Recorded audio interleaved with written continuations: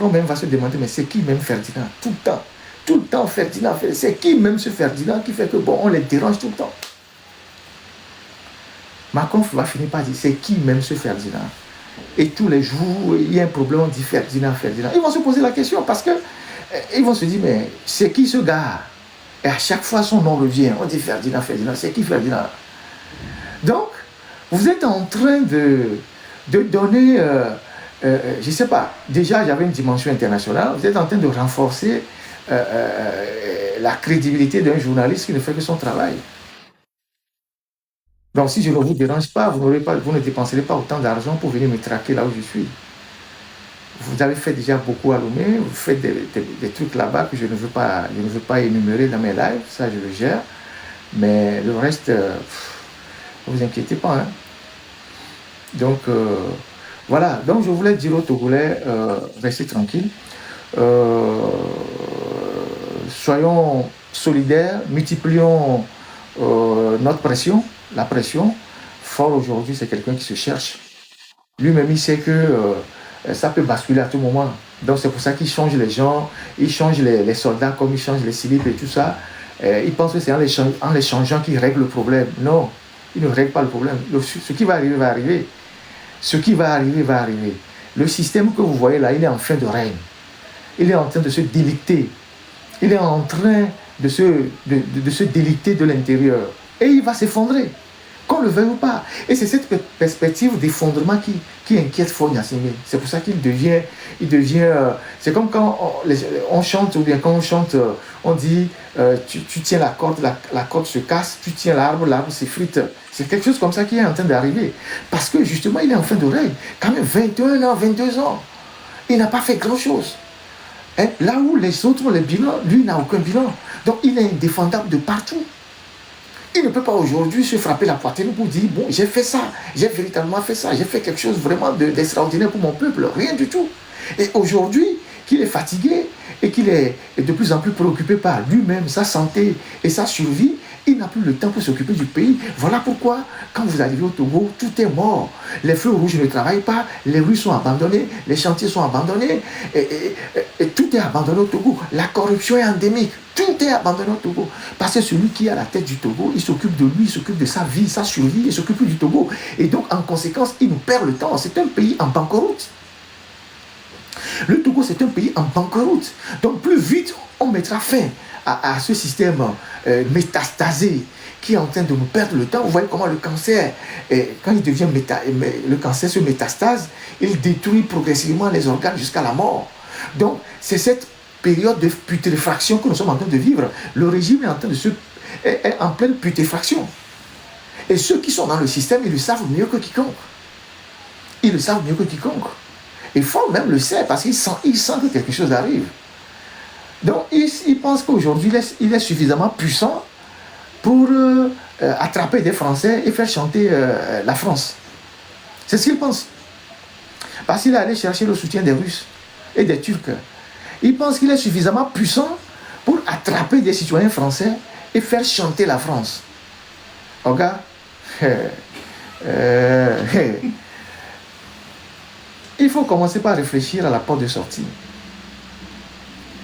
Il faut commencer par réfléchir à la porte de sortie. C'est un conseil. Il faut commencer par réfléchir à la porte de sortie. Je le dis aussi pour tous les barons qui soutiennent le système. Commencez par réfléchir à votre sortie. Parce que les événements vont vous surprendre.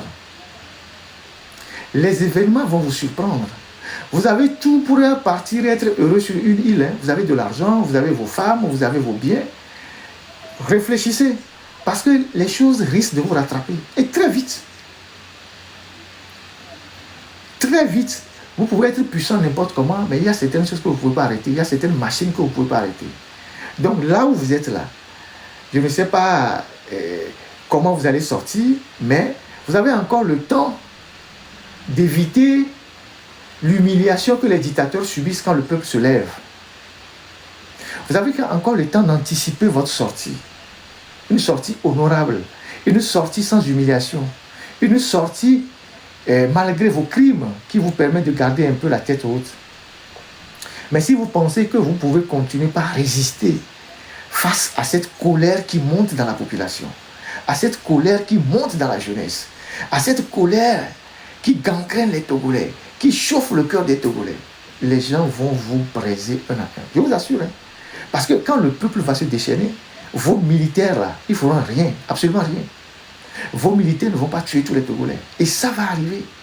Parce que les Togolais sont à bout dans tous les secteurs. Les gens sont à bout.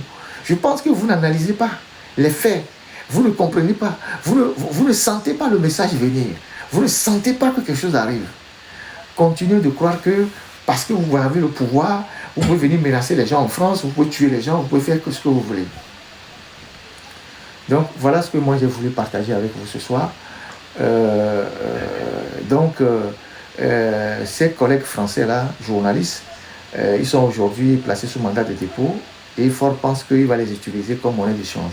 Donc les Français de teint clair, parce que si c'est les Steve Rouillard, il n'en a pas besoin. Les Français de teint clair, la prochaine fois que vous voulez rentrer à Lomé, touristes, humanitaires, journalistes, sachez que vous êtes susceptible d'être pris en otage par quelqu'un qui est là-bas pour faire chanter votre pays.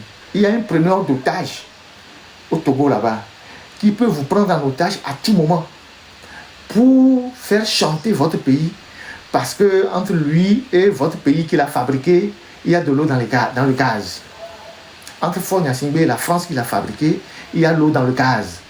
Il est aujourd'hui suffisamment autonome, il s'est senti suffisamment grand pour dire chut à la France, pour cracher sur la France qu'il a installée, pour cracher sur la France qui le soutient. Donc, les Français qui vont à Lomé là, réfléchissez très bien avant d'aller là-bas. Sinon, un matin, vous allez vous retrouver devant un procureur.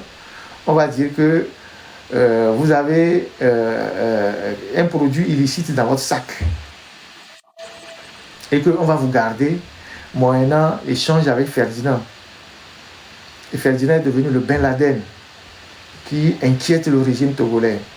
Donc il est devenu le plus grand Ben Laden qui terrorise Fort qui a tout chez lui. Il a tout, il a les garde-corps, il a les armes, il a tout, il a l'argent, mais il est malheureux. Et Ferdinand trouve son sommeil. Quand il dort, et puis il y a un cafard qui passe, il sursaute, il voit Ferdinand. Quand il y a une souris qui fait du bruit, il sursaute, il voit Ferdinand. Donc maintenant il dit, Adjouvi, Madjouba, allez me chercher Ferdinand.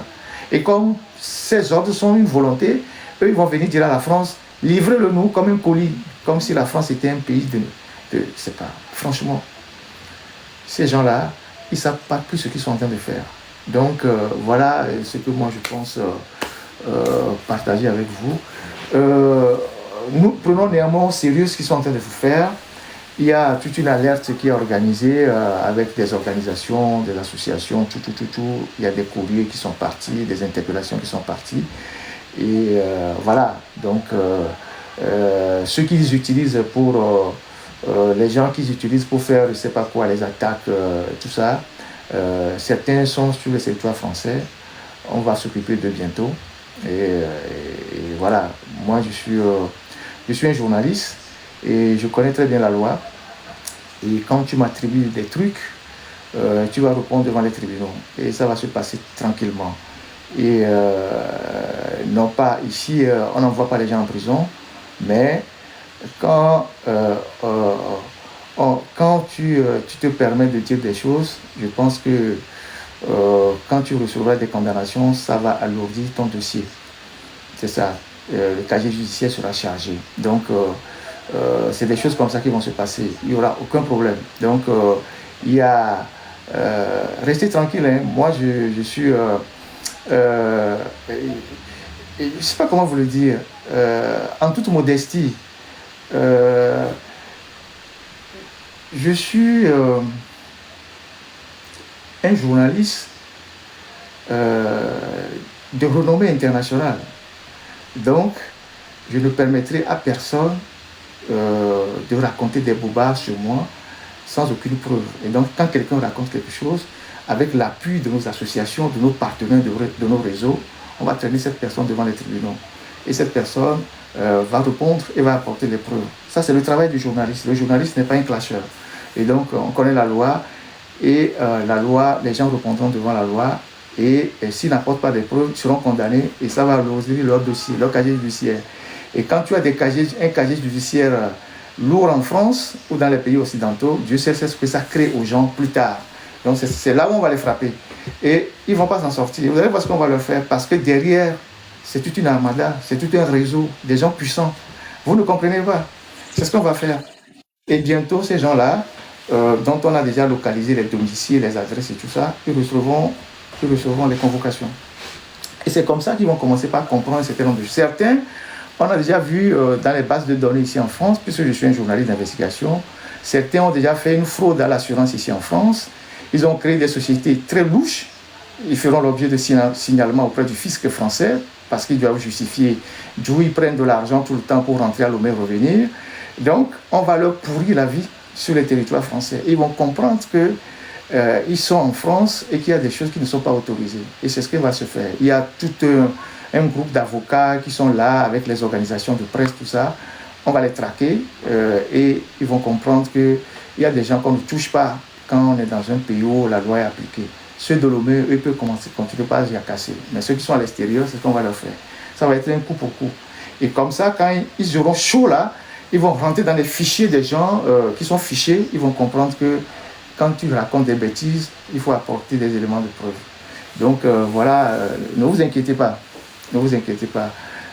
C'est tranquillement qu'on va avancer. Donc voilà ce que j'ai voulu partager avec vous. Une fois encore, je tiens à vous dire merci, infiniment merci pour cet élan de solidarité. Le soutien qui est venu de partout. Et je termine en disant, continuons le bon combat que nous menons, continuons nos dénonciations, nos sensibilisations, organisons-nous. Aujourd'hui, ce qui fait peur à Faure Gnassingbé, c'est ce que nous faisons. Ce qui fait peur à Faure Gnassingbé, c'est ce que nous faisons. Si nous ne lui faisons pas peur, il ne peut pas attraper des Français et vouloir les échanger contre nous. Ce n'est pas possible. Si ce que nous faisons ne lui crée pas des ennuis, il ne peut pas attraper des Français et vouloir les échanger contre nous. Donc, appuyons là où ça fait mal. Et il faut continuer par appuyer. Fermons les yeux, fermons nos oreilles, qu'on nous insulte, qu'on ne nous insulte pas, qu'on raconte des bobards sur nous. Ne tombons pas dans ce jeu-là. Ne tombons pas dans cette truc-là. Parce que ce sont des gens qui sont payés pour ça. C'est le régime qui les paye pour ça. Mais si vous pouvez frapper quelqu'un par une plainte, frappez cette personne par une plainte. C'est tout. C'est tout.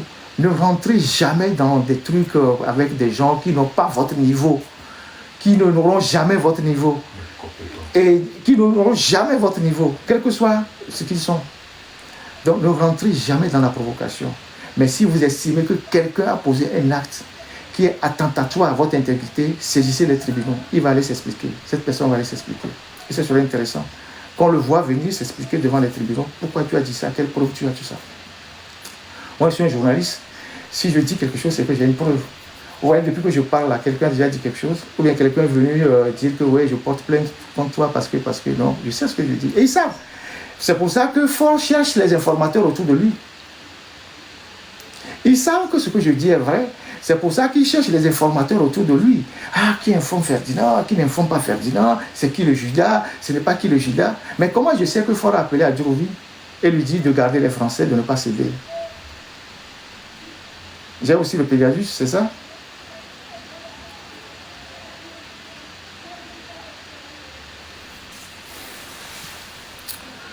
Il y a quelque chose que j'ai oublié? Je pense que Nato akpena misiami akpena miakpeta donc bébé live ayo donc mi pompo so enua français yo ko e fort le loi mais et bien dit ya so chantage mais wale mio les filles soroda et les Togo nyabe nebe no ineo enton no yode isuklu je sais pas ce qu'il a appris ici il sait pas connaît pas la loi ici et yebe Adjourouvi on fi Adjourouvi qui est français Adjourouvi qui est français qui tient une nationalité française, qui a un passeport français dans sa poche, il se rend complice du kidnapping des Français au Togo. Adjourouvi qui est français, qui a une nationalité française dans sa poche, qui a été adjoint au maire ici en France, il se rend complice du kidnapping de 2 Français au Togo. Vous imaginez là où les gens sont arrivés? Ford finira par partir. Et vous rendrez des comptes. Ford finira par partir. À Djibouti, tu reviendras en France. Quand Ford ne sera plus là, tu reviendras en France avec ta nationalité française. En ce moment-là, les familles des gens que vous kidnappez là, ils pourront porter plainte contre vous. Ou il y aura même des plaintes dans les circuits. Et on verra. Faites des choses aujourd'hui, ça vous rattrapera demain. Vous n'avez pas encore rien compris. Vous n'avez encore rien compris. Ford, il va fuir. Hein. À Djibouti, Ford ne te mettra pas dans l'hélicoptère. Hein. Quand ça va chauffer là, et que Ford doit partir là, à Djibouti, Ford ne va pas te mettre dans l'hélico. Hein. Si il a une femme et toi, il va prendre la femme. Il va te laisser. Est-ce que tu peux courir? Est-ce que tu peux courir? Ah. Est-ce que tu peux encore faire 100 mètres? Continuez pas à croire que rien n'arrivera. Vous serez surpris. Moi, je suis l'homme le plus serein de la terre. Vous serez surpris. Et ça va aller même très vite. Très vite même. Technique, merci. Bonsoir chez vous.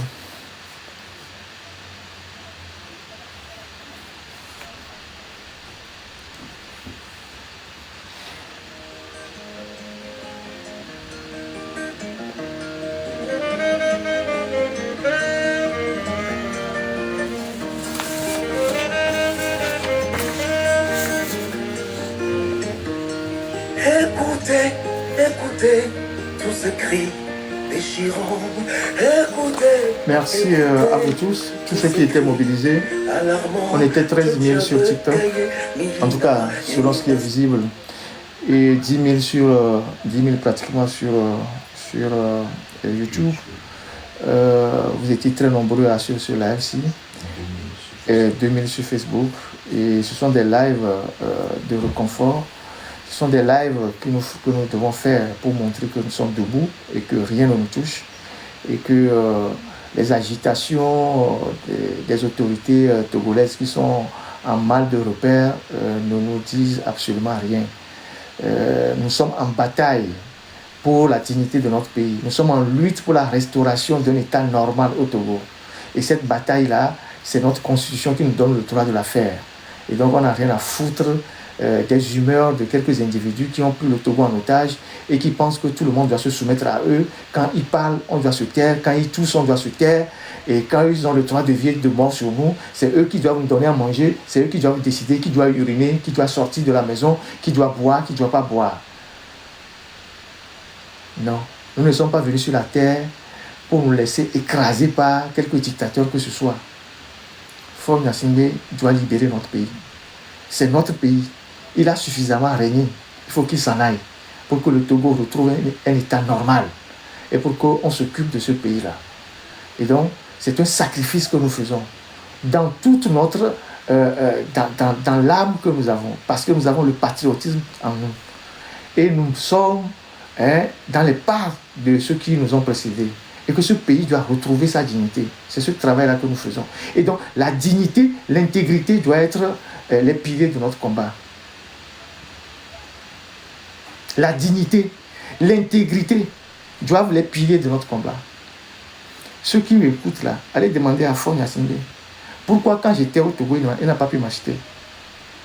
Ce n'est pas faute d'avoir essayé. D'accord? Un jour viendra, je vous dirai dans les détails ce qu'ils ont fait et ça a échoué. Un jour, je vous dirai ce que les Rekia Madougou ont fait et ça a échoué. Je vous le dirai dans les détails. Voilà. Donc, il faut qu'on démontre à ces gens-là que l'argent n'achète pas tout le monde. Et qu'il y a des gens qui sont vraiment carrés dans leur tête. Et qui ne peuvent pas croire que l'argent volé des Togolais peut acheter tout le monde.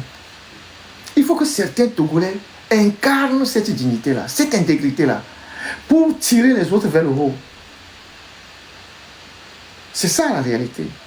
Et c'est pour ça qu'on leur fait peur. On leur fait peur parce qu'ils n'ont rien contre nous, on n'a jamais rien pris chez eux. C'est pour ça qu'on a la parole libre. Vous voyez, quand je veux parler, je parle librement.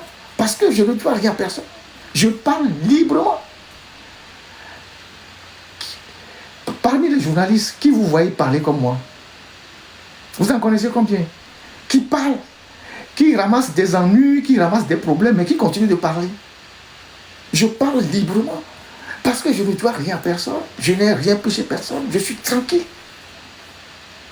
C'est pour ça que j'ai la parole qui est libre. Je peux aborder tous les sujets que je veux. Quelqu'un ne va pas dire, ah, Ferdinand là, il a fait ça, il a fait. Non. C'est de ce côté-là qu'ils ont échoué. Et c'est ça qui leur fait peur. Ils font des réunions tous les jours. À peine ils finissent les réunions, je suis au courant. Ils disent, ah, le jeune là, il est en train de nous créer des problèmes. Il est en train de nous démolir. Ford dit aujourd'hui que plus personne ne le respecte parce que nous l'avons déshabillé. On lui demande de travailler, il ne veut pas travailler. Et il ne veut pas qu'on en parle. Le Togo de demain sera reconstruit par des gens honnêtes, intègres, dignes, porteurs de valeurs. Tous ceux qui n'ont pas sombré dans la dictature, dans le mensonge, dans la perfidie, dans les actes pervers, ce sont ces gens-là qui doivent tirer le reste des Togolais vers le bas et vers le haut. C'est ça. Il faut rétablir les valeurs au Togo. Et pour rétablir les valeurs, il faut les incarner. Il faut les incarner. Il faut les incarner, quel que soit le prix à payer. Moi, là où je suis, j'ai rien à perdre, hein, comme j'ai l'habitude de le dire. J'ai rien à foutre. Ils peuvent demain nous tuer, tout ça. Mais nous, on aura déjà semé quelque chose qui est en train de germer dans le pays. Nous, on parle aux Togolais, on parle à la génération future, on parle aux jeunes. Et le message passe. Et aujourd'hui, les jeunes sont de plus en plus éveillés, réveillés, décidés. Parce que les gouvernants n'ont jamais réglé leurs problèmes. Et c'est cette voie-là qui dérange. Parce qu'ils veulent que tout le monde soit soumis à eux. Personne ne se soumettra à vous. Vos milliards n'en ont rien à foutre. Vos milliards n'en ont rien à foutre. Vos milliards n'en ont rien à foutre. On n'en a rien à foutre. Non, Thomas, je n'ai pas encore fini le live. Je suis encore là-dessus. Je finis dans 2 secondes, Thomas. Et on se parle. Et voilà. Donc, là, c'est bon. Merci. Merci. Bon courage à nous tous. La lutte continue. La lutte continue. Et elle continuera de plus belle. Il faut qu'un jour, force en aille. Et il partira.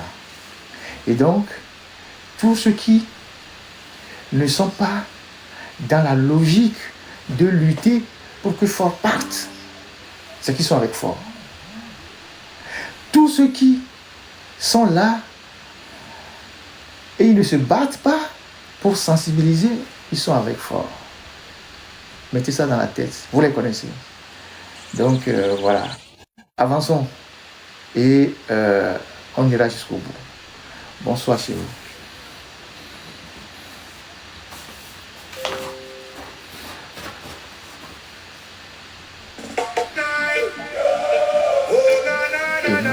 Connexion, c'est moi avec des charges.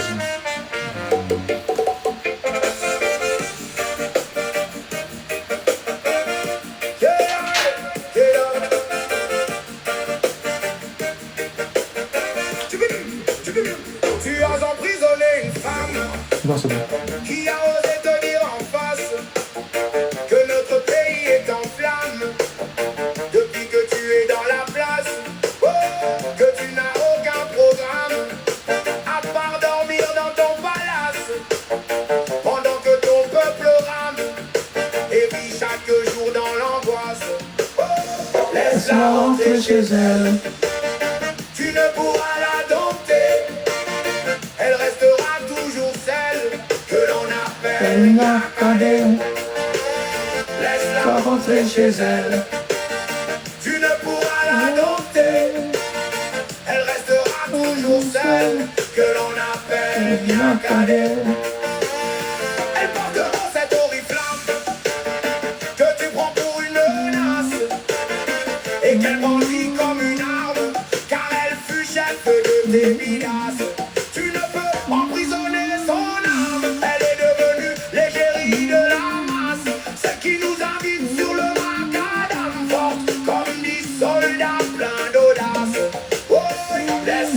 rentrer chez elle. Tu ne pourras la dompter.